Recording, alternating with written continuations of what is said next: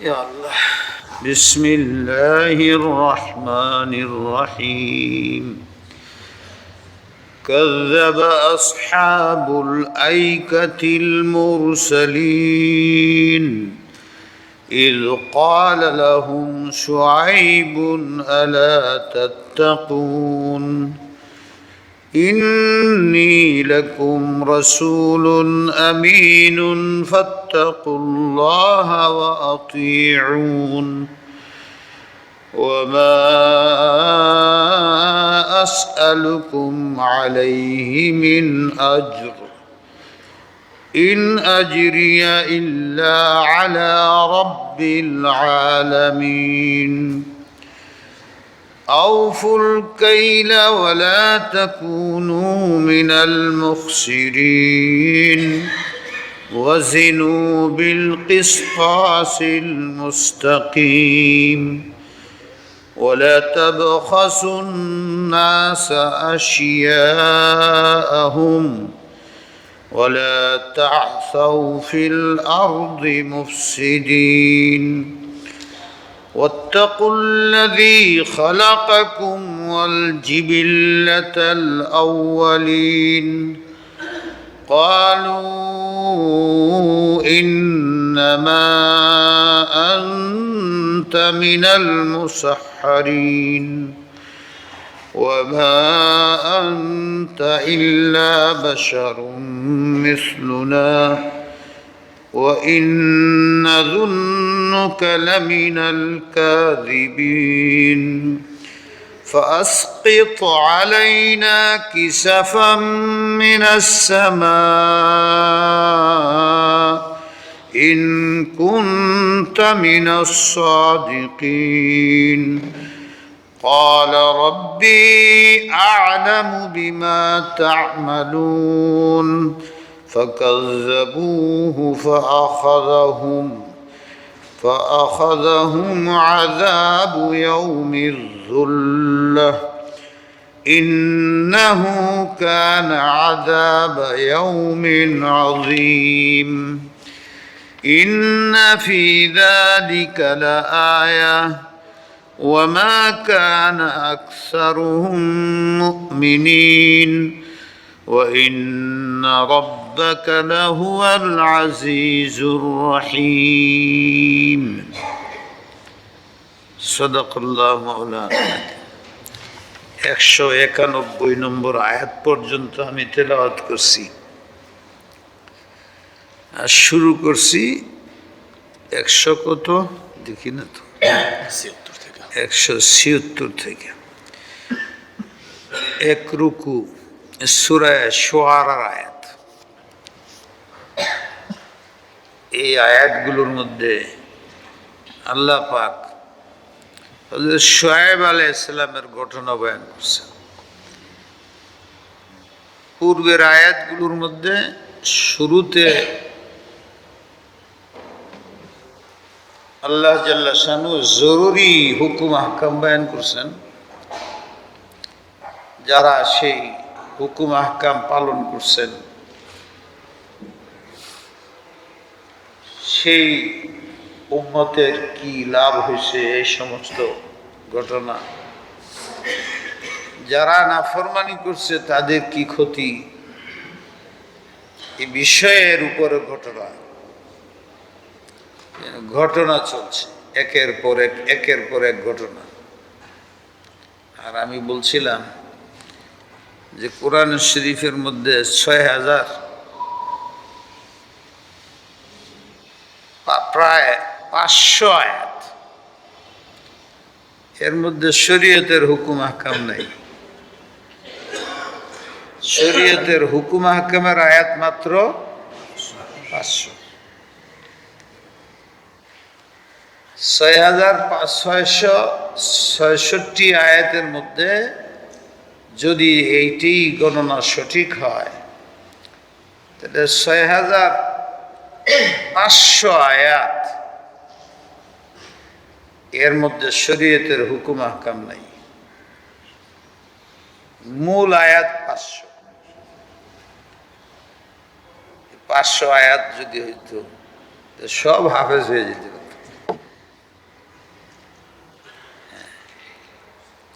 হাফেজ হইলে কি লাভ হইব? হাফেজে তো আয়াতের অর্থ বোঝে না। লাভ হবে না এটা বলতেছি না, মানে অর্থ বুঝলে যে লাভটা হয় সেই লাভটা শুধু হাফেজ হইলে হয় না। তা না হইলে তো 500 আয়াত নাজিল করলে।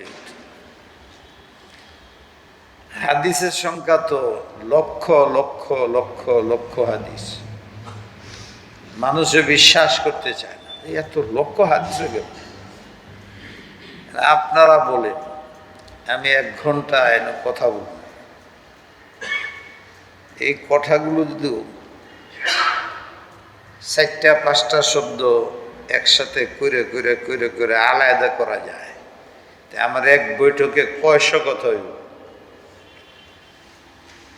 নবী আলাইহিস সালাতু ওয়াস সালামের নবুয়তের আগেরটা বাদ দিলাম, 23 বছর নবুয়তি জিন্দেগিতে উনি দৈনিক কথা বলছেন, সর্ববিষয়ে কথা বলছেন, দুনিয়ার বিষয়ে কথা বলছেন, আখিরাতের বিষয়ে কথা বলছেন,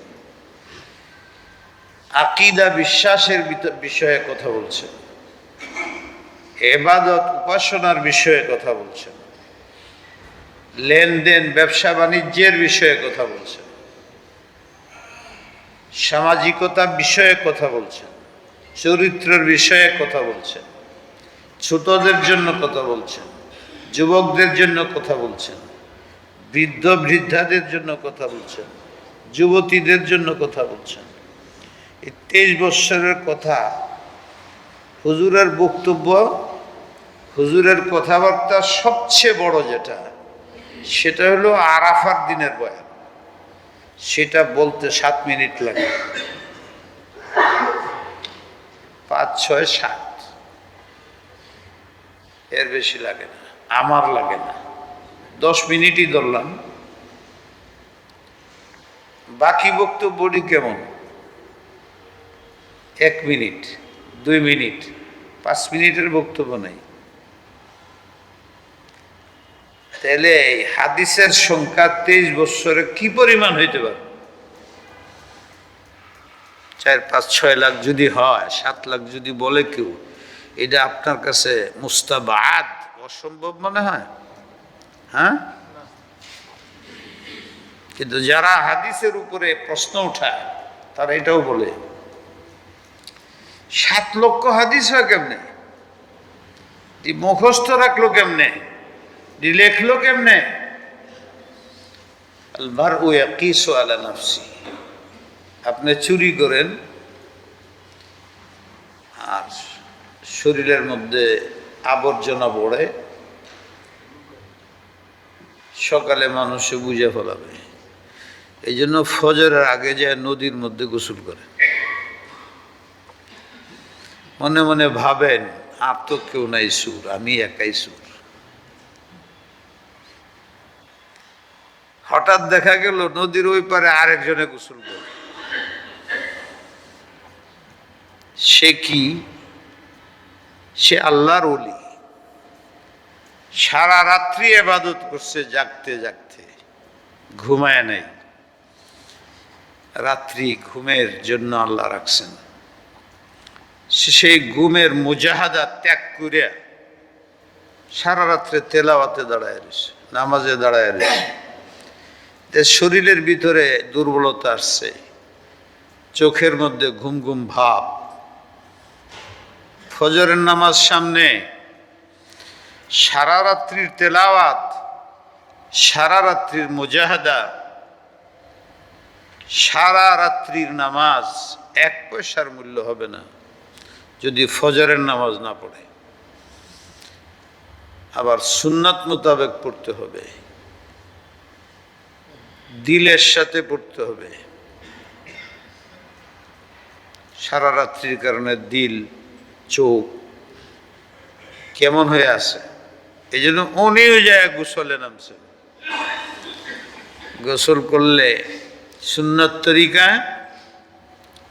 শুধু এই না যে আখিরাতের জন্য উপকারী, শুধু এই না যে আপনার দিলের জন্য উপকারী, বরং আপনার স্বাস্থ্য শরীরের জন্য উপকারী।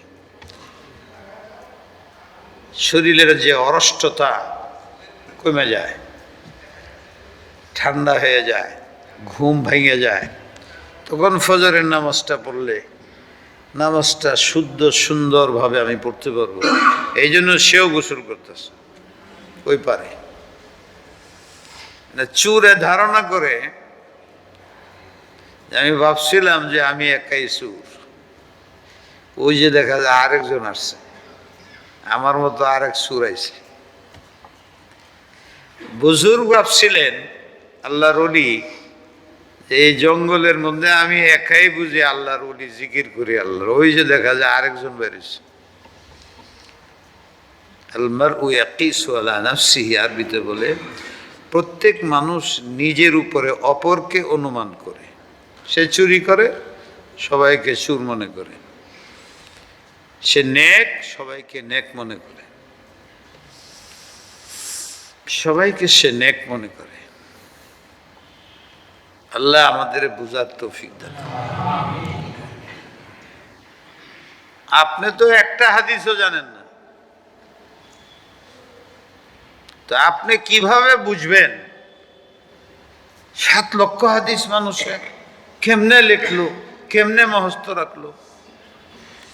তা আমি মনে মনে ভাবতেছি যে আমার জীবনে আমি যে কথা বলছি, যেগুলো এই পর্যন্ত রেকর্ড করা হয়েছে, 7 লাখের বেশি হয়ে গেছে, যেটি রেকর্ড করা হয়েছে। আর আমি এত বেশি কাজ করি, এত বেশি তাফসীর, এত বেশি বক্তব্য, এভারেজ প্রত্যেক দিন 15 ঘন্টা কথা বলি। এক সফরে ছিলাম আমি এক জায়গায় বিদেশে, তো ওখানে অনেক বড় বড় আলেম, দিনদার, দেশ বিদেশের অনেক লোক ছিল, প্রায় 1000 হানি। তো ওখানে আমিও ছিলাম।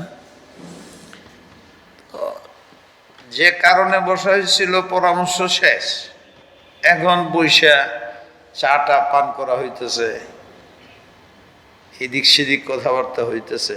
তার মধ্যে একটা কথা আছে যে পৃথিবীর মধ্যে সবচেয়ে বেশি কথা কে বলে? এই কথাটা বলছে।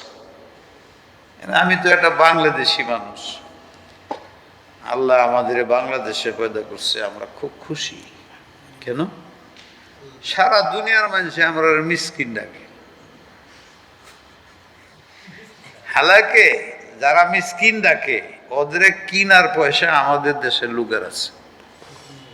আল্লাহ পাক আমাদের টাকা পয়সা, অর্থ সম্পদ কম দেয় নাই, মনটা একটু ছোট।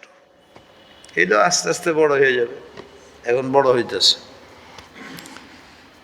তবু সারা পৃথিবীতে আমাদের দেখলে যেমন কেমন, বাংলাদেশি শুনলে যেমন কেমন লাগে তাদের, তা আপনাদের কষ্ট লাগে, আমার খুব শান্তি লাগে। কেন? যে সবাই আমাদের ঘৃণা করে। আল্লাহর রসুলকে যারা ঘৃণা করতো, আপনারা জানেন কারা করে? তিনি হলেন এই ঘৃণার কারণে সর্বশ্রেষ্ঠ পাত্র আল্লাহর কাছে। আমাদেরকে ঘৃণা করে, আমাদের বদনাম করে, আমরা মানুষ বুঝতে পারি না। এতে যে আমাদের গুনাহ ঝরতেছে, আল্লাহর কাছে আমাদের মকাম বাড়তেছে, তারা আর আমরা সবাই আল্লাহর বান্দা। আমার 2 ছেলে, একজনরে ঘৃণা করেন আপনি, আমি পছন্দ করি না, আমি সবার সামনে আমার ওই ঘৃণিত ছেলেকে তোমরা ঘৃণা করো, আমি আমার সমস্ত দায়িত্বে তাকে বসাবো। আল্লাহ, তুমি কেন ঘৃণা করতে তাদেরকে? সারা পৃথিবীর সবচেয়ে বেশি কোরআনের অনুশীলন বাংলাদেশে হয়।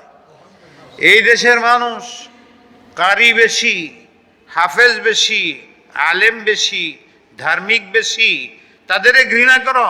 ঠিক আছে, জান্নাতে এদেরকে বাদশাহীর আসনে বসাও। এইটা আমার বিশ্বাস, যেহেতু আমার খারাপ লাগে না। আপনার যদি মন ওই পর্যন্ত যায়, তাহলে গালি দেখ, গালি দেখ, গালি দেখ, লাভ তো আমার। তো ওখানে আলোচনা হইতেছে বাংলাদেশি, আমার বেশি গুরুত্ব নাই, আসি বসা, বাংলাদেশের একজন আলেম হিসাবে বসা আছি, তা আলাপ সালাপ করতেছে। আমরা যারা ছিলাম তার মধ্যে একজন ছিলেন বড় ব্যক্তি, তো উনি ওখানে বসেছিলেন। তো সিদ্ধান্ত হইল, কিছুদিন আগে ওনার মৃত্যু হয়ে গেছে, আল্লাহ ওনাকে জান্নাত নসিব করুন। তবলিগের আমির পাকিস্তানের আব্দুল ওয়াহাব সাহেব বললো যে ওনার চেয়ে পৃথিবীতে বেশি কথা কেউ বলে না।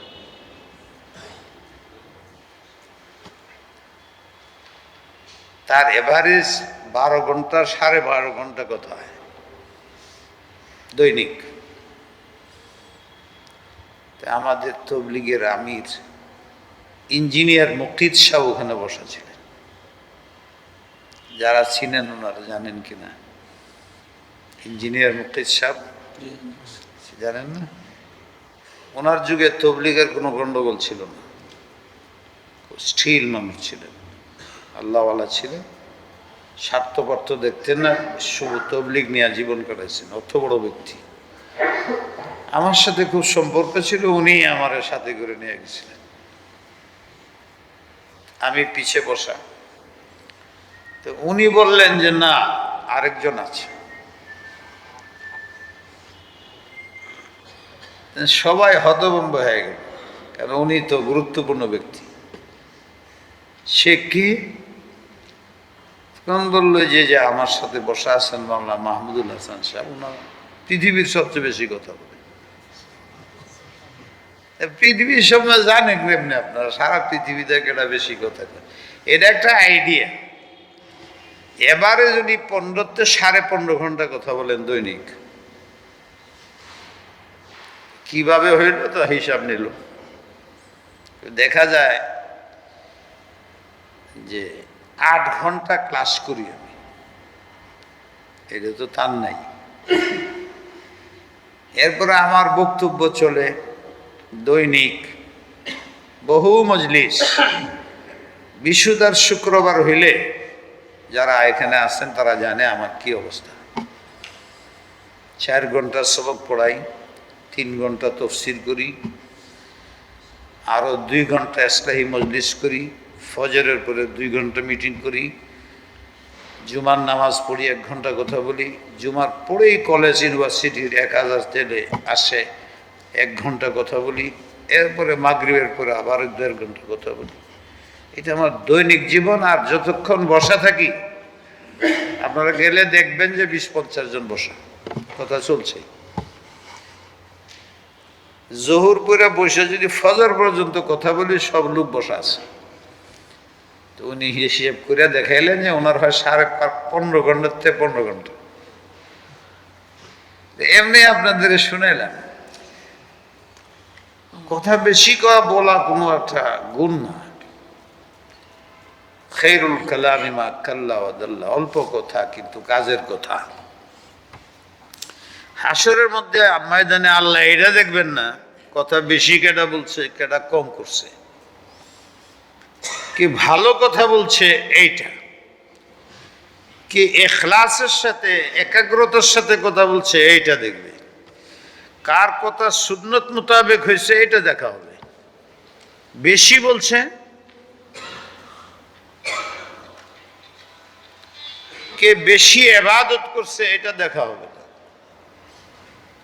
কে ভালো ইবাদত করছে এটা দেখা হবে।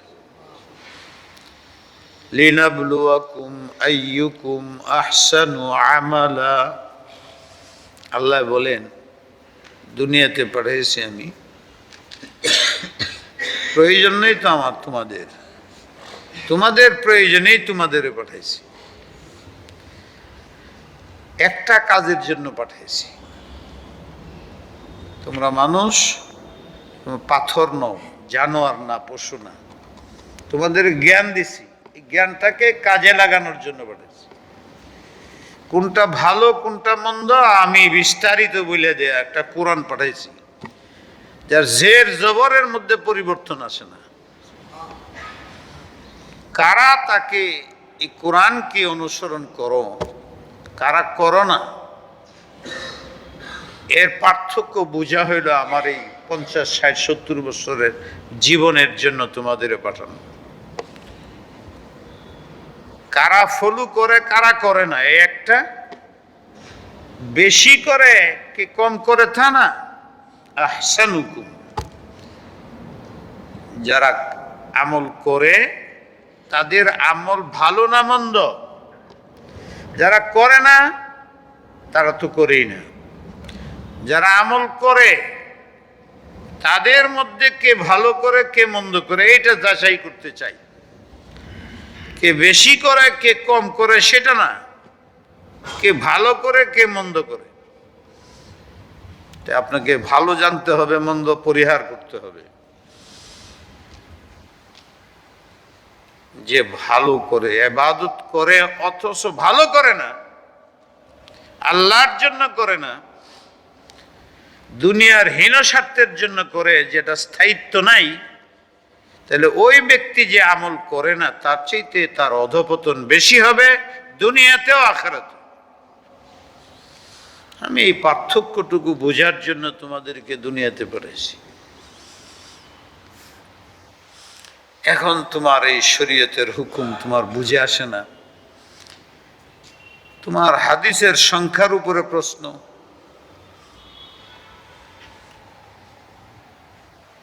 তোমার হইতে পারে, আমার হয় না, আমার কাছে কম লাগে। সাহাবারা কে ছিলেন? যে নবীর চাউনি কেমন, হাঁটতেন কেমনে, শুইতেন কেমনে, খাইতেন কেমনে, কেমন আশেক ছিল, এই সব হাদিসে পাওয়া যায়। আপনিও তো আপনার উস্তাদকে, আপনার পীরকে কাউকে না কাউকে শ্রদ্ধা করেন। যদি জিগাই কয়টা বলতে পারবেন?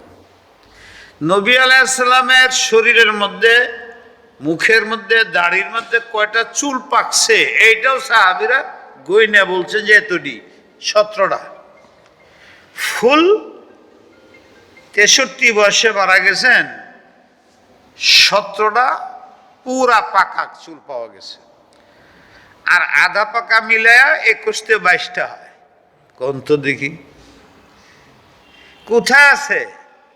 কলে হুজুরের দাড়ির মধ্যে কোনো পাকা ছিল না। এ আল্লাহ, ইটাও জানি কোথায় তে? বলে এই যে ছোটো দাড়ি আছে না এইখানে, আর এই বুড়ো এইখানে, এই যে এই জায়গাটার মধ্যে, কানের নিচে, আর এই জায়গাটার মধ্যে। আমি খুব লক্ষ্য করে দেখছি যাদের দাড়ি পাকতে থাকে, আসলে প্রথমে এখানে পাকে, এরপরে দেখা যায় এই দুই সাইডে পাকে, এইটি পরে। ইল্লা কেউ অসুস্থ হয় রোগের কারণে, সেটা ভিন্ন কথা। তার মানে 63 বছর বয়সে আল্লাহ রসুল যুবক, 20-22টা চুল আধা পাকা পাকা, এইটাও সাহাবী গয়না রাখছেন। কেমনে পায়খানা করতে হয় করছেন, কোথায় করছেন, এইগুলো গয়না রাখছেন। কেমন আশেক ছিল সাহাবায়ে কেরাম। আপনি আল্লাহ রসুলের আশেক হয়ে দেখেন, তখন মনে হবে কথা কম হয়ে গেছে। যেটাকে আমরা কমপ্লিট ইসলাম বলি। তো ইসলামের ব্যাখ্যা পুরা কোরআন 30 পারা, 6666টা আয়াত উনি সাহাবীদের সামনে ব্যাখ্যা করছেন। কতবার ব্যাখ্যা করছেন। আমি আপনাদের তাফসীর করি, কোনোদিন একটা আয়াত করি, তাতে কতটি কথা হয়। 80, 90, 20 আর 18 কত হইল? 38 বছর। এই 38 বছর ধরে তাফসীর করে এই 19 পারা 20 পারা পর্যন্ত আইছি। যারা আছেন বলেন, এই 30-40 বছরে আমি মাত্র 10 পারা বাকি আছে। আরো কথা তো আপনাদের সামনে কইতেছি, শুধু এটি গণনা করলে কয় লাখ হইব। হ্যাঁ, আল্লাহ রসুলের ব্যাখ্যাটা কি আমার চেয়ে কম হয়েছে? ওনার উঠি ভাগের এক ভাগ আমি পারছি, তা আপনার সন্দেহ হয় কেন? মাছে বুঝে পানির নিচে কেমনে থাকতে হয় ঠান্ডার মধ্যে, আপনি তো বুঝেন না, আপনি এই ফিল্ডের মানুষ না, এটা আপনি হতভাগা, চিন্তাও করেন নাই যে আমার লাইন কোনটা। এই জন্য আপনার পদে পদে ইসলামের উপরে, রসুলের উপরে, কোরআনের উপরে, হাদিসের উপরে, আয়াতের উপরে এশকাল হয়, আমার তো হয় না। আমার তো পৃথিবীতে বাসুর রাত্রে যে মজা পাইছিলাম এর চেয়ে বেশি মজা লাগতেছে এখন যে আপনাদের কোরআন শরীফ শোনাইতেছে।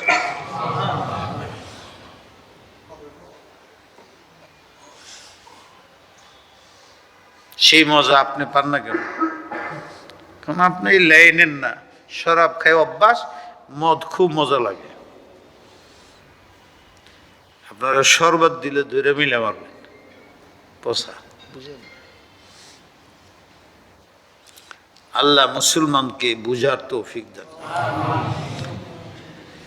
মুসলমানের যে এই অবস্থা হবে এবং মুসলমান ছাড়া কাফেরদের দুরবস্থা, আল্লাহর বান্দা তো তারাও, তাই তাদেরকে লাইনে আনার জন্য হুকুম আর আহকামের আয়াত তো 500,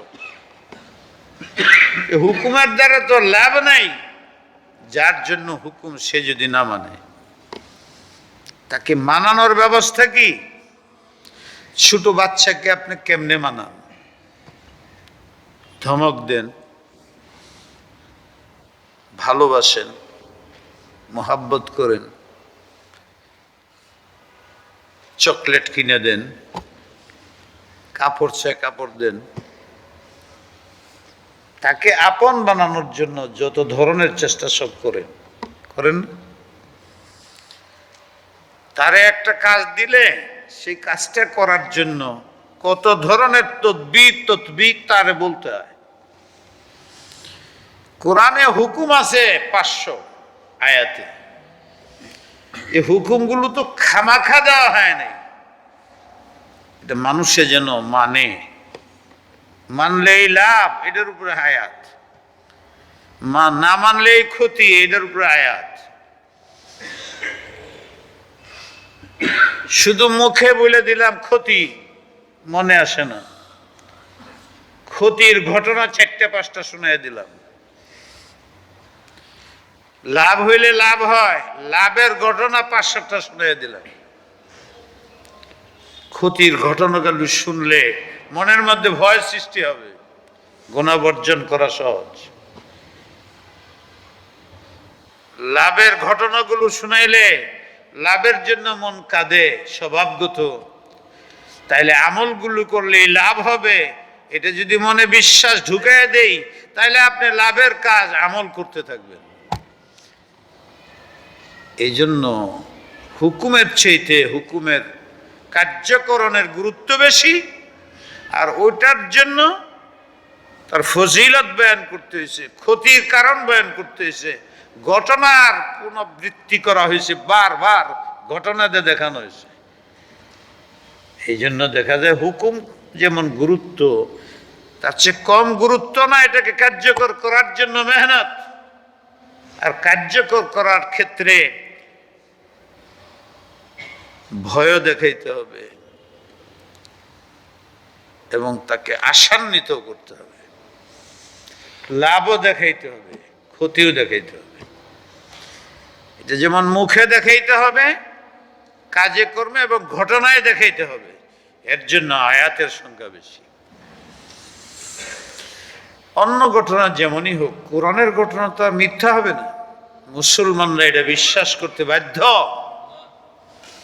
অন্যান্য ঘটনা আছে দুনিয়াতে, কিন্তু এটা মানুষের ঘটনা, অনেক সময় অবাস্তব মনে হয়, এটা কি সম্ভব? কিন্তু কোরআনে যখন বলে, তখন আমার মুখ দিয়ে যদি আমি মুমিন হয়ে থাকি, এটা অসম্ভব বলতে পারি না। মুসা আলাইহিস সালাম তার লাঠি দিয়া 6 লক্ষ সাপ শেষ করে দিছে, এটা আমার যুক্তিতে আসে না। লাঠি দিয়ে পানির মধ্যে বাড়ি দিছে, 12টা রাস্তা হয়ে গেছে। উনি ওনার জাতিকে নিয়ে সমুদ্র পার হয়ে গেছে, রাস্তা ঠিকই আছে।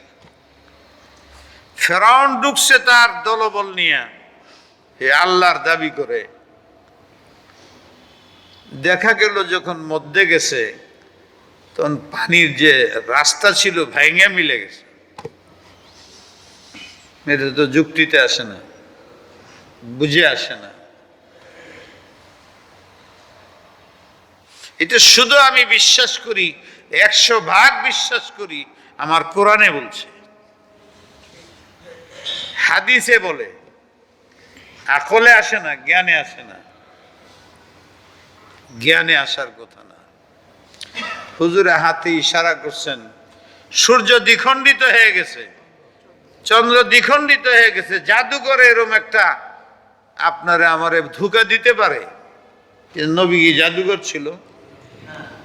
জাদুঘর ছাড়া এইরকম দেখাইতে পারে না। এই জন্য আবু জাহেলের পার্টি বলে উঠলো মোহাম্মদ জাদুঘর, কারণ তারাও জানে জাদু ছাড়া এরকম করতে পারে না। তারা যেহেতু তারা মানে না জাদুঘর এটা পারে, এই বিশ্বাস, আল্লাহ রসুল্লাহ জাদুঘর বলা আরম্ভ করছে।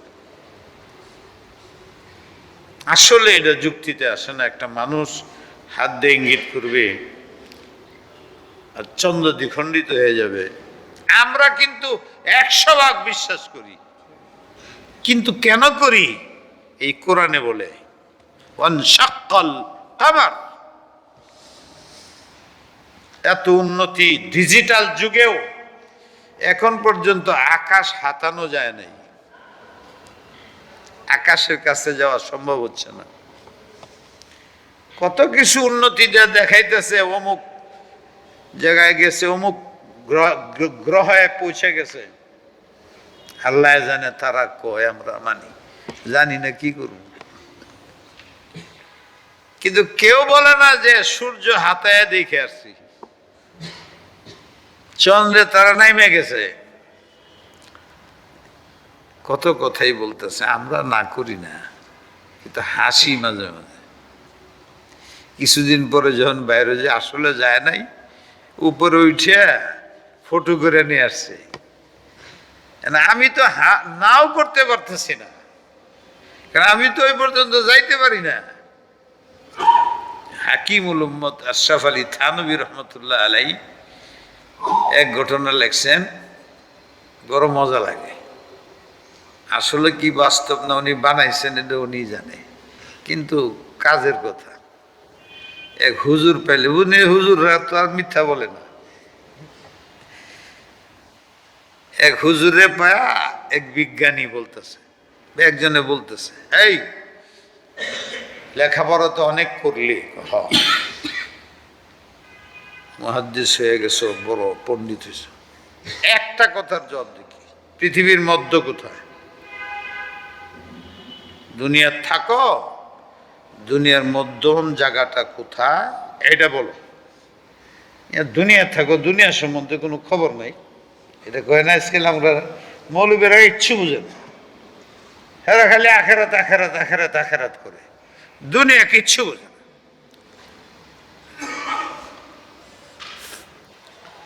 এ মৌলবী সাহেব, দুনিয়ায় থাকো, বলো দুনিয়ার মধ্য কতটুকু? সে তো ভাই আমি জানি না। তো এখানে আসিন একজন জেন্টেলম্যান, হ্যাঁ গো আমি জানি। কেমনে? আসো আমার সাথে। তো যিনি প্রশ্ন করছেন তার লিয়ে রন হয়েছে। এই যে যাইতেছে বুড়া মানুষ, যাইতে যাইতে ভাই আর তো পারি না, বলে এই তো আর এই সামান্য সময় আছে।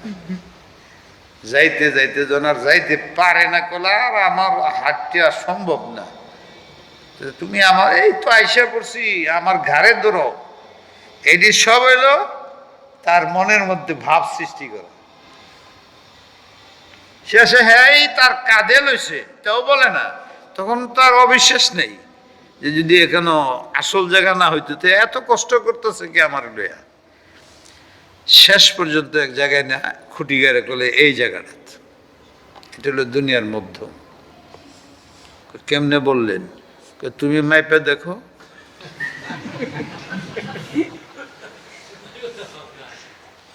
মাপ দিয়ে দেখো। আমি মাপও দিতে পারবো না, স্বীকার ছাড়া অস্বীকারও করতে পারবো। এইটার নাম হইল ডিজিটাল বিজ্ঞান। অপারগ এমন বিষয় আমার সামনে এসে বলবে, বলেন আপনি তো বহুত বড় আলেম যে হ্যাঁ, হযরত মুসা আলাইহিস সালামের মার যে দাদি আছেন, দাদির যে নাতিটা, এর নাম কি, বয়স কত? ফালতু কথা জিজ্ঞাইতেছেন। বলেন মুসা আলাইহিস সালাম নবী ছিলেন, তিনার সম্বন্ধে কিছু শোনান, এটা হইতে পারে। নূহ আলাইহিস সালাম সম্বন্ধে বলে, আমি ওই দিন বলছি কেউ নি বলতে পারবে নূহ আলাইহিস সালামের নাম কি? আমি পারব না। নূহ যে বলে এটা নামের জন্য না, এটা ওনার গুণ।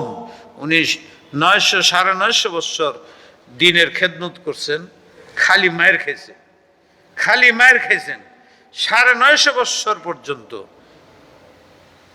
সারা 900 খালি কাঁদছেন।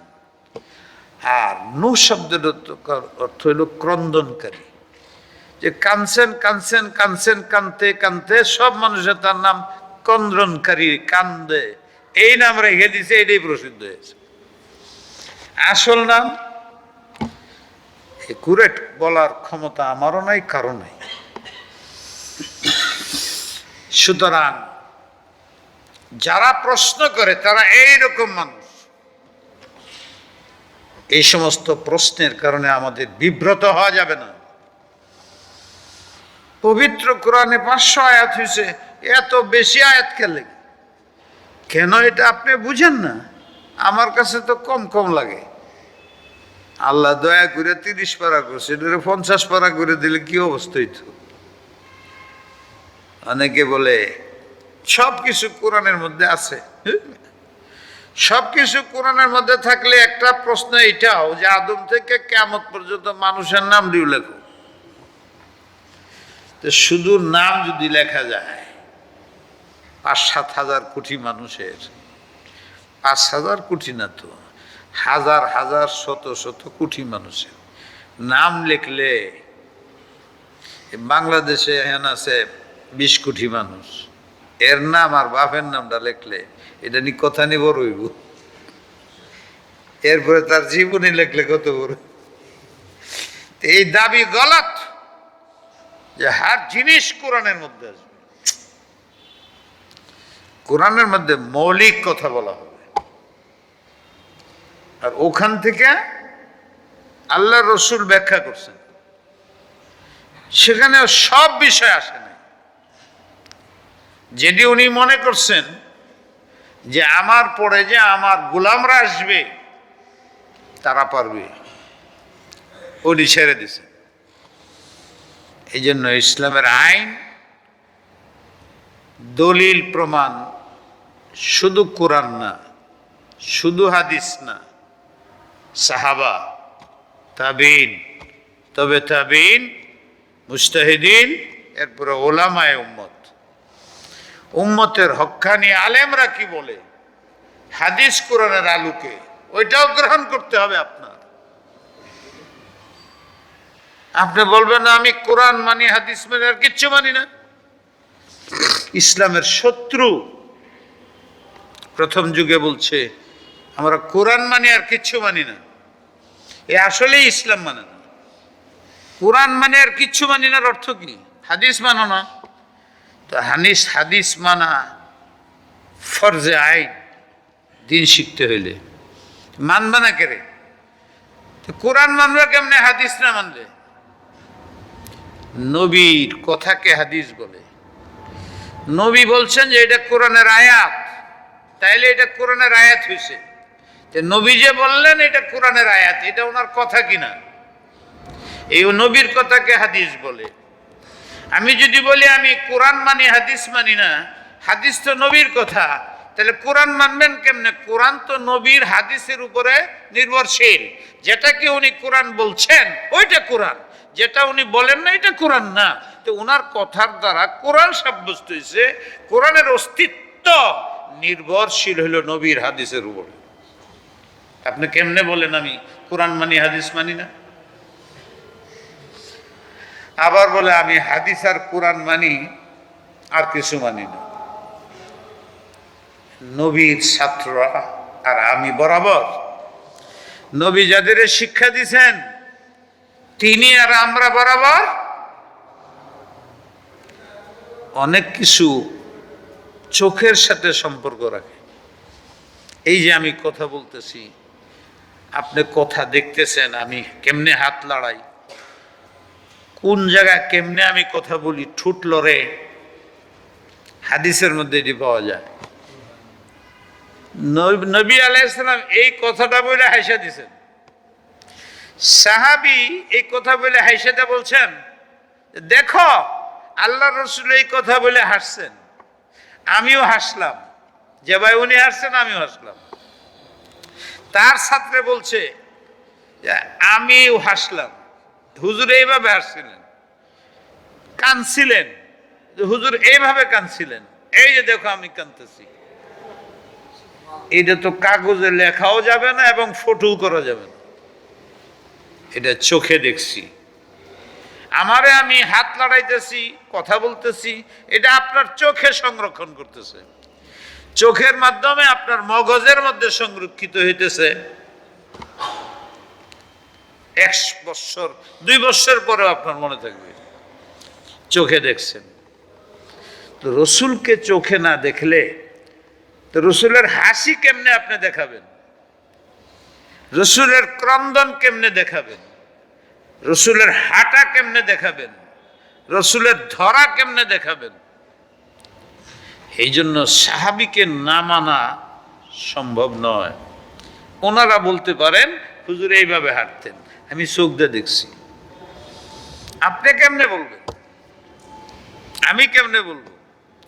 আমারও যদি বলেন যে আল্লাহ রসুল কেমনে হাঁটছেন আমি দেখাই দেব, কিন্তু এটা আমি কই পেয়েছি? আমার উস্তাদে দেখাইছে, আমার উস্তাদকে তার উস্তাদে দেখাইছে, তার উস্তাদকে তার উস্তাদে দেখাইছে। এই চোখে এটা সংরক্ষণ করতে করতে আল্লাহ রসুল পর্যন্ত গেছে। তো আপনি বলেন যে আমি কোরআন হাদিস দিয়ে বুঝবো, হুজুরে মানব না, হবে না, হবে না, হবে না। আল্লাহ আমাদের বুঝবার তৌফিক দেব। নবীদের মধ্যে অন্যতম নবী ছিলেন হযরত শুআয়ব আলাইহিস সালাম। আপনারা জানেন মাদায়েন, এটা হইল ওনার এরিয়া। উনি সেখানে দিনের কাজ করছেন, দাওয়াত পেশ করছেন। যারা মানছে তারা লাভবান, যারা মানে নাই তারা ক্ষতিগ্রস্ত। আমার জন্য আপনার জন্য শিক্ষা। তারা যে অপকাজটা বেশি করত আল্লাহ জানে, যে কারণে তারা ধ্বংস হয়েছে।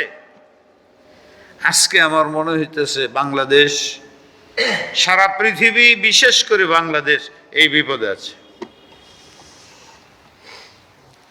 তাইলে এই ঘটনা, শুআয়ব আলাইহিস সালামের ঘটনা আমাদের দরকার, এখান থেকে আমাদের শিক্ষা গ্রহণ করা দরকার। এই জন্য এই আয়াতগুলো পড়ছি আপনাদের সামনে, দেখি অর্থ কতটুকু করতে পারে। আল্লাহ আমাকে তৌফিক দান করুন। কাযযাবা আসহাবুল আইকাতিল মুরসালিন। আইকা মানে বন জঙ্গল, পাহাড়ি এলাকা বেশি, মাদায়েন। যারা গেছেন তারা জানেন, আমি গেছি। হ্যাঁ, আমার ছেলে আছে মাদায়েন, ঘুরতেছে, দৈনিক টেলিফোন করে আর কই যাব, কোথায় যাব। তো ওই এলাকা শুআয়ব আলাইহিস সালামের ছিলেন, নবী ছিলেন। ওই কওম হযরত শুআয়ব আলাইহিস সালামকে মিথ্যুক বলে আখ্যায়িত করেছে। যদি অধিকাংশ মিথ্যুক না বলতো তো বেঁচে যেত, কারণ হুকুমটা সব জায়গায় শরীয়তে মোটামুটি ভাবে অধিকাংশের উপরে লাগে। আপনার শরীরেতে রক্ত বেরিলে ওযু থাকে? হ্যাঁ, দাঁতের তে বেরিলে অজু থাকে? কি ভাবেন আপনারা, থাকে? কোন না করে থাকে। থুতুর সাথে যে রক্তটা বাইর হইল, এটাকে গবেষণা করতে হবে। রক্তের সংখ্যা পরিমাণ বেশি না থুতুর পরিমাণ বেশি? যদি দেখা যায় রক্তের পরিমাণ বেশি, তাহলে অজু ভাঙছে। যদি দেখা যায় সেব বা থুতুর পরিমাণ বেশি, তাহলে আপনার অজু ভাঙে নাই। দেখছেন কারবার? আপনি তো একটা বুঝে বসে রয়েছে, একটা বুঝে বসে রয়েছে। বলেন এইটা তো আপনি কেমনে বলবেন? অনেকে বলে যে সাবানের মধ্যে শুয়োরের তেল দেওয়া হয়, অনেক জিনিসের মধ্যে দেওয়া হয়, ঔষধের মধ্যেও অ্যালকোহল দেওয়া হয়। এটা হালাল না হারাম? হালাল না হারাম? তাহলে যদি সাবানের মধ্যে শুয়োরের চর্বি থাকে, অ্যালকোহল থাকে ওষুধের মধ্যে, অ্যালকোহল হালাল না হারাম? এটা খাওয়া হালাল হবে না হারাম হবে? কি হবে?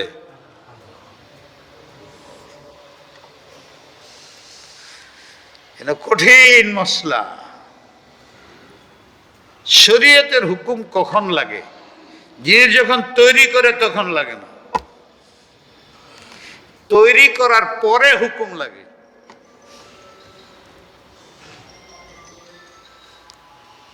বিস্কিট বানাইতেছেন,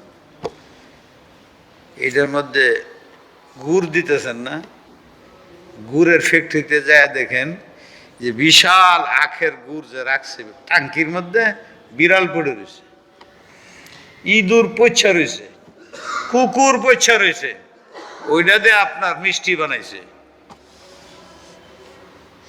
হারাম কইবেন?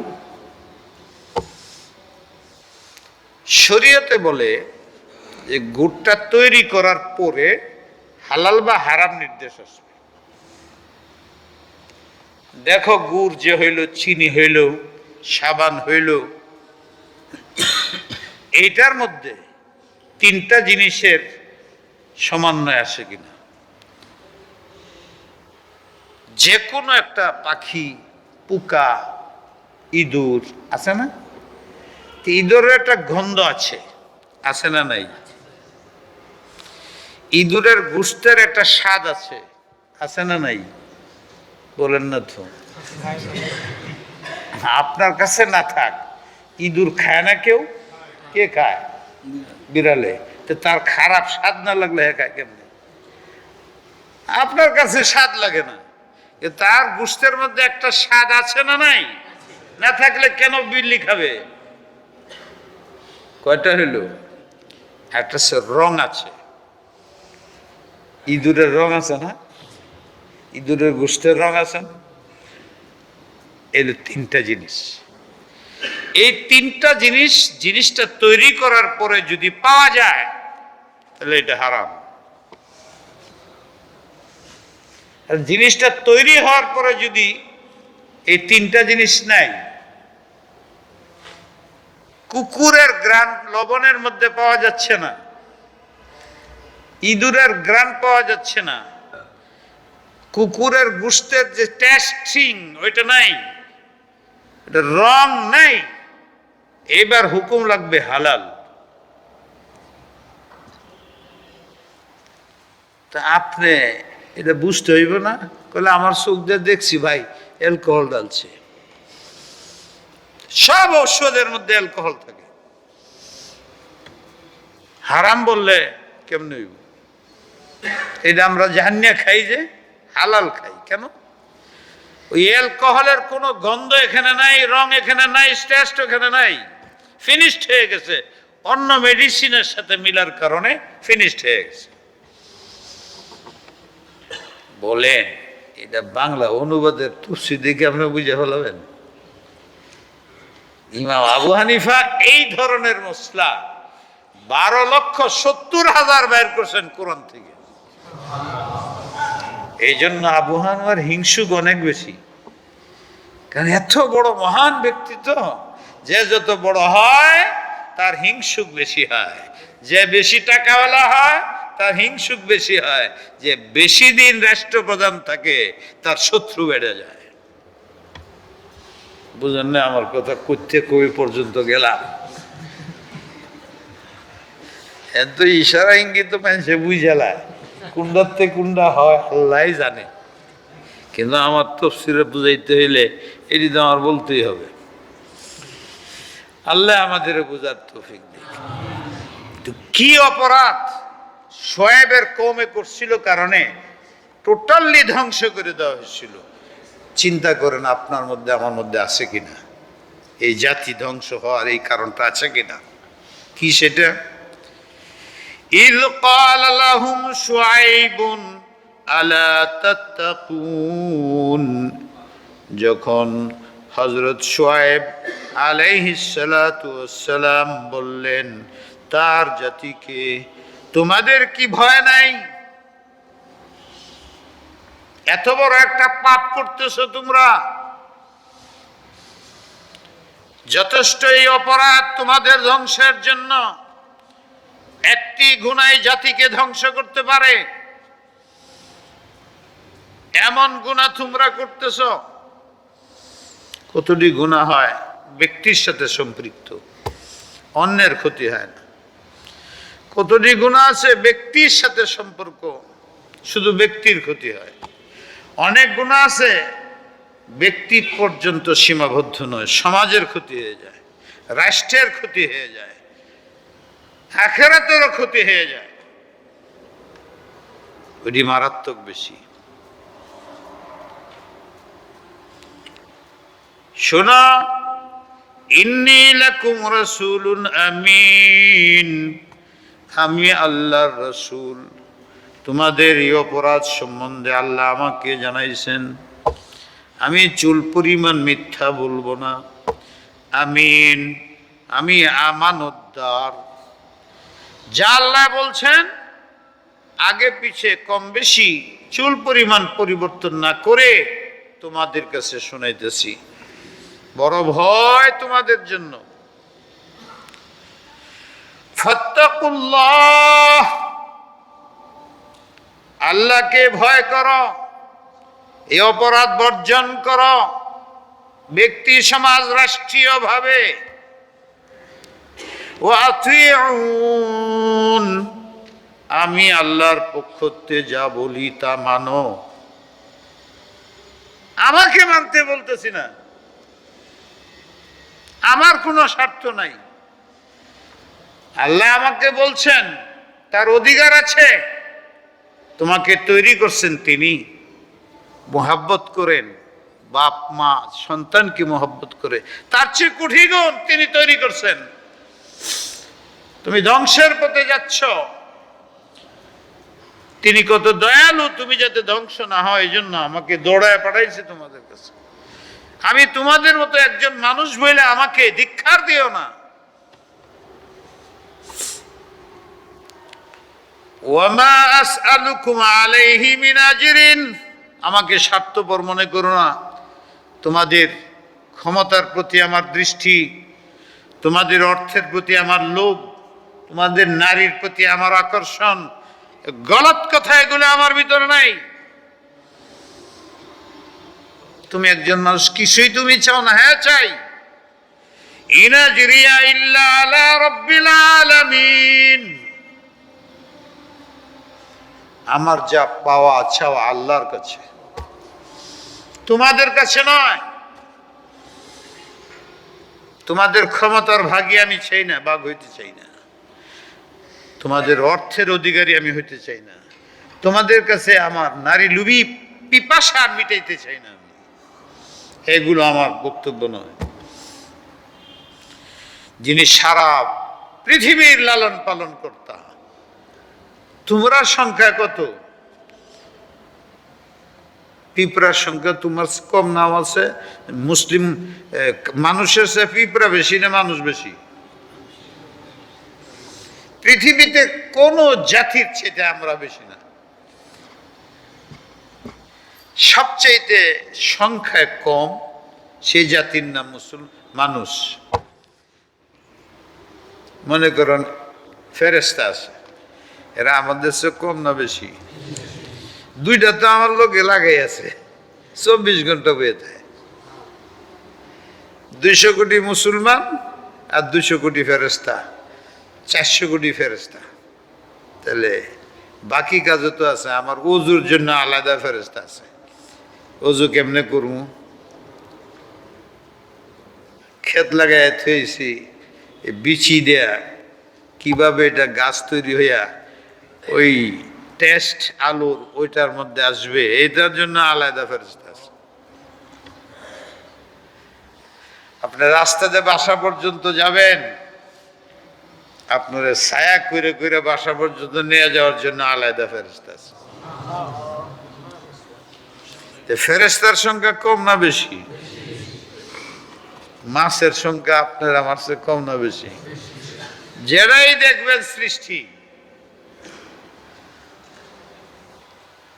সবচেয়ে ছোট সংখ্যা হিসেবে হইলাম আমরা মানুষ, কিন্তু আল্লাহর দয়া আমাদের শ্রেষ্ঠ বানাইছেন কিছু কারণে, কিছু শর্তের দ্বারা। আমি আগে বলছিলাম সেটা সংক্ষিপ্ত, আমার হুকুম মানা। যদি আমার হুকুম মানো, শ্রেষ্ঠ নবীর উম্মত তুমি শ্রেষ্ঠ হবে। হুকুম না মানো, তাহলে মুসার উম্মত তোমার শ্রেষ্ঠ হইতে পারে। আল্লাহ স্বেচ্ছাচারী নন, জালেম নন। শুধু নবীর সম্বোধনের কারণে, নিসবতের কারণে তুমি শ্রেষ্ঠ হইতে পারবে না। নবীর আদর্শ ফলো করতে হবে। যিনি সারা আলমের সৃষ্টিকর্তা, তাদেরকে রেজেক দেন। আমার স্বার্থ তার সাথে, তোমাদের সাথে না। কি অপরাধ তোমাদের? আউফুল কাইলা ওয়ালা তাকুনু মিনাল মুখসিরিন। আউফুল কাইল ওয়ালা তাকুনু মিনাল মুখসিরিন। তোমরা ব্যবসা বাণিজ্য করো। এখন সবচেয়ে বড় শক্তি কিসের বলেন তো? পৃথিবীর সবচেয়ে বড় শক্তিশালী কে? বলেন না, ভয় লাগতেছে না? আল্লাহ। আল্লাহরও পিছিয়ে ফেলাইয়া দেয়, এরকম একটা শক্তি দেখান। হ্যাঁ, আছে আছে। আপনারা জিগাই, 40 দিন একদিনও তাকবীরুল্লাহ আপনার ফৌত হয় নাই, একদিনও তাহাজ্জুদ ফৌত হয় নাই, একদিনও কোরআন শরীফ তেলাওয়াত বাদ দেন নাই, একদিনও আল্লাহ রসুলের একটা সুন্নত ছাড়েন নাই। বুকের মধ্যে হাত দিয়ে বলেন।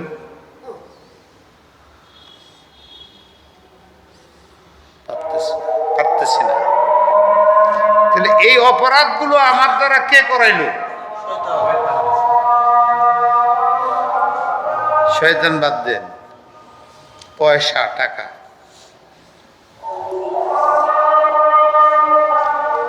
এই যে আজান হইতেছে, দোকানদাররা শুনতেছে না, বড় কোটিপতিরা শুনতেছে না?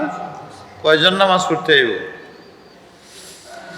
এত বড় মসজিদ, এক তালার মধ্যে কতটি লোক হাঁটবে? হ্যাঁ, 200-300 লোকে নামাজ পড়ে। এটির মধ্যে কয়জন কোটিপতি পাওয়া যাবে? কেন আসতে পারতেছেন তারা? পয়সা কমতেছে। বিদেশের সাথে মালের কারেক্ট ইন্টারভিউ নিতেছে, আজান শুনতেছে, জবাবও দিতেছে না। আল্লাহু আকবার, আল্লাহু আকবার, আল্লাহু আকবার, আল্লাহু আকবার, আশহাদু আল্লা ইলাহা ইল্লাল্লাহ, আশহাদু আল্লা ইলাহা ইল্লাল্লাহ,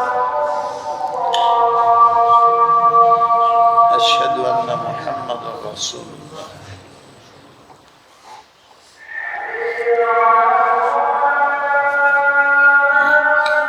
লা হাওলা ওয়ালা কুওয়াতা ইল্লা বিল্লাহ।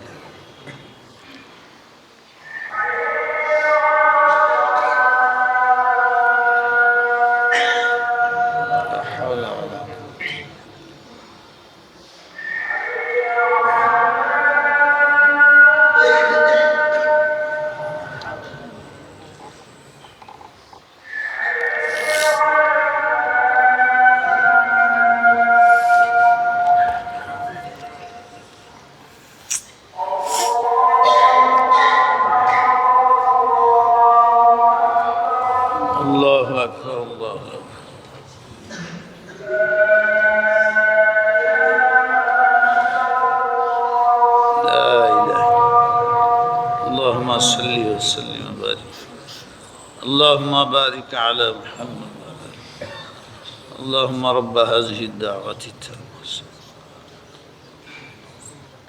والعش مقام সবচেয়ে বড় বাধা আল্লাহর পথে হলো অর্থ সম্পদ। যে কোনো জাতি তার মেরুদণ্ড ভেঙে যায় অর্থনীতি ভেঙে গেল, শোষণ নীতি চালু হলে, বান্দার হক নষ্ট করলে, আমার অধিকার খর্ব করলে, আমার প্রাপ্য না দিলে। ঠিক না বেঠিক? শ্রমিকের পাওনা মালিকে দেয় না, মালিকের পাওনা শ্রমিকে আদায় করে না। এই ফ্যাক্টরি থাকবে না, ধ্বংস হবে। তোমাদের মধ্যে অপরাধ দেখা যায়, আউফুল কাইলা ওয়ালা তাকুনু মিনাল মুকসিরিন। তোমরা অর্থনৈতিক ক্ষেত্রে অপরাধ করতেছ, নাপে তুলে মাপামাপির মধ্যে মানুষকে ঠগাও। 1 কেজি দেওয়ার কথা তুমি একটু কম দাও, দুধ 1 কেজি দেওয়ার কথা, হ্যাঁ 100 টাকা কম দিয়ে 1 কেজি বুঝাই দেয়। আবার হ্যাঁ যখন কিনে 1 কেজি বেশি নেয়, 100 টাকা বেশি লইলে, দেনেওয়ালারে ঠকাইলা, ক্রেতারে ঠকাইলা। অর্থনীতির ক্ষেত্রে শুধু খালি দুধ বেচা কিনাই হয় না, আরো আছে, মাপামাপি হয়। মাপামাপি উদ্দেশ্য না, প্রত্যেকের যা হক, যা অধিকার, সেটা পরিপূর্ণ আদায় করো। তোমরা এটা করতেছ না। চালাকি চতুরির মাধ্যমে জাতির যাদের হক আদায় করতেছ না, তুমি রাষ্ট্রপ্রধান হইয়া তার হক আদায় করতেছ না, মন্ত্রী হয়ে হক আদায় করতেছ না, সমাজপতি হয়ে হক আদায় করতেছ না, মানুষের হক লুণ্ঠন করতেছ। আল্লাহটা আল্লাহ মাফ করতে পারে, কিন্তু আল্লাহর বান্দার হক নষ্ট করতেছ তুমি। বিশেষভাবে অর্থনীতির ক্ষেত্রে দেখেন আজকে আমাদের বাংলাদেশ সারা বিশ্ব কোন পথে, ধ্বংসের কারণ কি? কি পরিমাণ লুটতরাজ হচ্ছে। হিনকাটের গ্রামে চুরি করে এরে আন্য বাইন্দা বিচার হয়, জেলের মধ্যে রাখা হয়। যে কলমের পেজ দিয়ে 100 কোটি টাকা, 1000 কোটি টাকা দেশ থেকে বিদেশে চলে যাচ্ছে, তার কোনো বিচার আছে? সে মন্ত্রী হয়। যত বেশি চুরি করতে পারে, হ্যাঁ মন্ত্রী হয়, তার পদোন্নতি হয়। যে বেশি মানুষ মারতে পারে, তার পদোন্নতি হয়। যে বেশি অপরাধ করতে পারে, তার ডিভিশন বাড়ে, বেতন বাড়ে। আমি কি ভুল কইতেছি? ভুল কইতেছি? ভালো মানুষ যে নাই আমি সেটা বলি না। 1 কেজি দুধের মধ্যে 1 ফোঁটা বিষ পড়লে যেরকম ধ্বংস হয়ে যায়, সেই দুধ খাওয়ার যোগ্য থাকে না। ঠিক জাতির বড়দের একজনে যদি অপরাধ করে, এইটার প্রভাব পুরা জাতির উপরে পড়ে। সে 1 কোটি, 2 কোটি, 5 কোটি, 1000 কোটি চুরি করে, আমি তো হিন্দে মাত্র 1 মণ ধান চুরি করি। এই চুরি কার কাছে শিখছে? সে হচ্ছে না, হচ্ছে না। এটা আমাদের জাতীয় ধ্বংসের কারণ হচ্ছে না, হচ্ছে না? এটাই বলতেছে। আউফুল কাইল, যার অধিকার যতটুক অর্থ সম্পদের মধ্যে বিশেষভাবে, তা তুমি পরিপূর্ণ আদায় করো। ওয়ালা তাকুনু মিনাল মুকসিরিন, তার অধিকার খর্ব করবে না। এই অপরাধে কওমে শুআয়বের জাতির রন্ধ্রে রন্ধ্রে ঢুকছে, এটার ইসলার পরিশুদ্ধির জন্য আল্লাহ আমাকে বলছেন, নবী হিসাবে পাঠাইছেন তোমাদের কাছে। এই অপরাধ তোমাদেরকে ধ্বংস করবে। ওয়াজিনু বিল কিসতাসিল মুস্তাকিম, ছোট বড়, কালো সাদা, শিক্ষিত অশিক্ষিত, গরিব দুঃখীর পার্থক্য করো না। সবার ব্যাপারে আইন বরাবর থাকবে, মাপ বরাবর থাকবে। বড় লোক বিপদগ্রস্ত, তুমি ছেড়ে দাও। আসামি সে গরিবকে হত্যা করছে, তার স্বার্থে করছে, তুমি কায়দা কৌশল করে মিথ্যা সাক্ষ্য দিয়া তারে বাঁচাইয়া দাও। আর যে আসল অপরাধী তাকে তুমি বাঁচাও, যে অপরাধী না তাকে কাঠগড়ায় খাড়া করে অপমান করে তাকে জেল দাও, এমনকি ফাঁসি কাস্টে ঝুলাই দাও। এই অপরাধ তোমাদের মধ্যে আছে হে শোয়েব জাতি। ওয়ালা তাবখাসুন নাসা আশিয়াআহুম,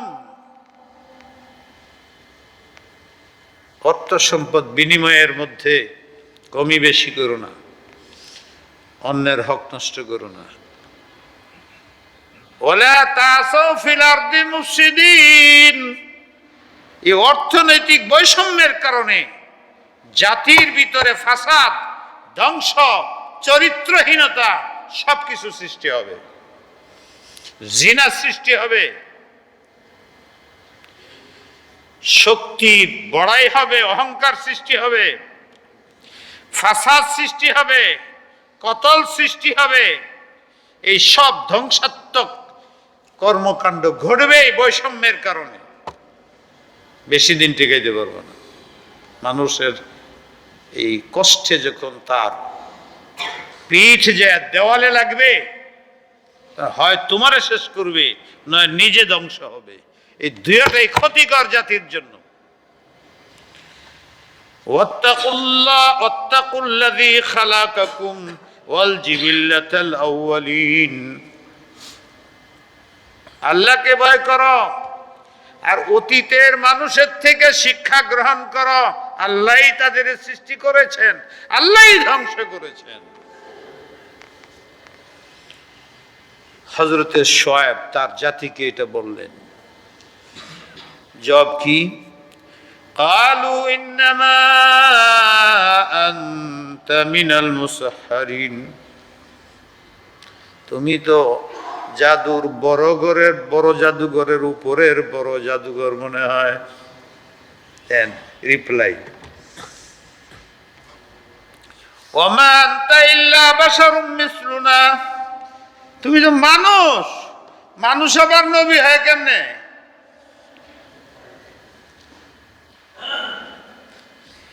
ইন্না যুন্নুকা লামিনাল কাযিবিন, 100 ভাগ কসমের সাথে বলছি তুমি একজন মিথ্যুক ছাড়া কেউ নও। ফাসকিত আলাইনা কিসাফাম মিনাস সামা ইন কুনতা মিনাস সাদিকিন। হে শোয়েব, বেশি বাড়াবাড়ি করো না, কিসের আল্লাহর কথা বলো? সত্যি যদি তোমার আল্লাহ থাকে, আমরা মানি না, তাকে জানাও, আসমানের টুকরা ফালে আমাদের ধ্বংস করে দিই। দেখছেন কি কয় আমাদের দেশে? কয় হুজুরা কি হইলো, কিন্তু আমরা কাছে জাকাত টাকা নিয়ে খায়, তো তারা আল্লাহ আল্লাহ করে কোরআন হাদিসের তফসির করে, তারা তো এই ফকিরি। ফাসকিত আলাইনা কিসাফাম মিনাস সামা, আমরা মানি না, তোমার আল্লাহরে জানায় দাও। তোমার আল্লাহ যদি এতই শক্তিশালী হয়, আকাশের একটি টুকরা আমাদের উপরে ফেলুক, ধ্বংস হয়ে যাই। মানলো তো মানলই না, আর কেমন গোয়ার্থমি কথা। ইন কুনতা মিনাস সাদিকিন, তখন আমরা বুঝবো তুমি সত্যবাদী। আল্লাহ, নবী কি জবাব দেয়? নবীর ক্ষমতা আছে না নাই? দয়ালু, আল্লাহ দয়ালু। আলা রাব্বি আ'লামু বিমা তা'মালুন, আমি কিছুই বলতে পারবো না, তোমাদের উপরে টুকরা ফালাবেন না, ফালাবেন না, এটা তার ব্যাপার, আমার ক্ষমতা নাই। তবে মনে রাখবে, তোমরা যা বলতেছো, যা করতেছো, তিনি কিন্তু সব জানেন। শুধু তোমাদের ব্যাপার নয়, সারা পৃথিবীর সব সৃষ্টি সম্বন্ধে উনি সর্বজ্ঞ। আমার সাথে কি ব্যবহার করতেছো তোমরা, এটাও কিন্তু আল্লাহ জানেন। কিন্তু আফসোস, ফাকাযযাবুহু, মানলই না, ফাআখাযাহুম আযাবু ইয়াউমিয যুল্লাহ, ধরলো আযাবে, কিসে? বাদলের আওয়াজ, ছায়ার আযাবে ধরলো, ঠান্ডা ছায়ার আযাবে। এটা কি কোন, আমি কেমনে তাড়াতাড়ি বুঝাবো? মুখতাসার কথা হইল, চরম গরম শুরু হয়ে গেল, মানুষের জীবন রক্ষা হয় না। অপরদিকে বৃষ্টির মেঘ একটা এরিয়ার মধ্যে এমন ঠান্ডা বানায় দিছে, সব মানুষ গরমের থেকে বাঁচার জন্য ওই মেঘের নিচে যে ঠান্ডা হয়ে নাকি জমাইছে, একজনও থাকে নাই, সব এমন বিপদ পড়ছে, সব ওই ছায়ার নিচে গিয়ে বইছে। আল্লাহ বাঁচিয়েছি, বাঁচলাম। যব সব বৈশা সারছে, উপর থেকে বৃষ্টি আরম্ভ হয়েছে, আগুনের বৃষ্টি। ফাআখাযাহুম আযাবু ইয়াউমিয যুল্লাহ ইন্নাহু কানা আযাবু ইয়াউমিন আযীম, কঠিন আযাব তাদের উপরে অবতীর্ণ হইল। ইন্না ফি যালিকা লাআয়া, হে উম্মতে মুহাম্মাদি, তোমরা তাফসীর শুনতেছো, এখান থেকে শিক্ষা গ্রহণ করো। ওমা কানা আকসারুহুম মুমিনিন, ওদের অধিকাংশ মিথ্যুক বলেছিল, অল্প সংখ্যক মেনেছিল। যদি অধিক সংখ্যা মেনে যেত, তাহলে আযাব থেকে মুক্তি হয়ে যেত। যদি বাংলাদেশের মুসলমান তোমরা আকসার যদি আল্লাহওয়ালা হয়ে যাও, তো ধ্বংসের থেকে বেঁচে যাইবা। কিন্তু অধিকাংশই যদি গুনার মধ্যে মুবতালা হয়ে যায়, তাহলে জাতি ধ্বংস হয়ে যাবে। وَإِنَّ رَبَّكَ لَهُوَ الْعَزِيزُ الرَّحِيمُ, তো আল্লাহ এত অপরাধ করতেছি, পারে না, আমাদেরও তো ধ্বংস করে না।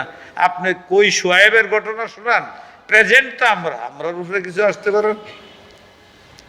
আল্লাহ জবাব দেন, ইন্না রাব্বাকা লাহুয়াল আজিজ, এটা সত্য, তিনি পারেন। আজিজ, পরাক্রমশীল।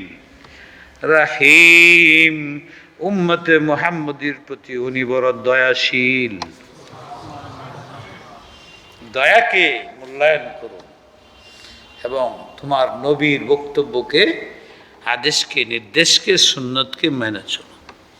যদি ঘটনাক্রমে অধিকাংশ শরীয়তের বের হয়ে যায়, তাহলে কিন্তু ধ্বংসত্ব চলে আসতে পারে। এই ঘটনার সবচেয়ে লক্ষণীয় বিষয় হইল, অর্থনীতির মধ্যে বৈষম্যের কারণে কওমে শুআয়ব ধ্বংস হয়েছে। এই অর্থনীতির বৈষম্য আজকে সারা পৃথিবীতেও আছে, আমাদের দেশেও আছে, না নাই? এইটাই মানুষের জীবনের শক্তি, মানুষের জীবনকে প্রতিষ্ঠিত করে। জীবনের ভালো মন্দ, আখিরাতের ভালো মন্দ নির্ভরশীল অর্থনীতির উপরে। বাংলাদেশের মানুষ উপমা শুরু। যদি এখানে অর্থনীতির বৈষম্য শেষ হয়ে যায়, তাহলে ফাসাদ থাকবে না, চুরি থাকবে না, ডাকাতি থাকবে না। যার অংশ, যার যতটুক, সে যদি ইনসাফের সাথে, আদলের সাথে পাওয়া যায়, জুলুম না হয়, অত্যাচারিতা না হয়, স্বেচ্ছাচারিতা না হয়, স্বজনপ্রীতি না হয়, প্রতিটা নাগরিকের মূল্যায়ন করে তার আসল হক আদায় করা হয়, দেশে ফাসাদ থাকবে না।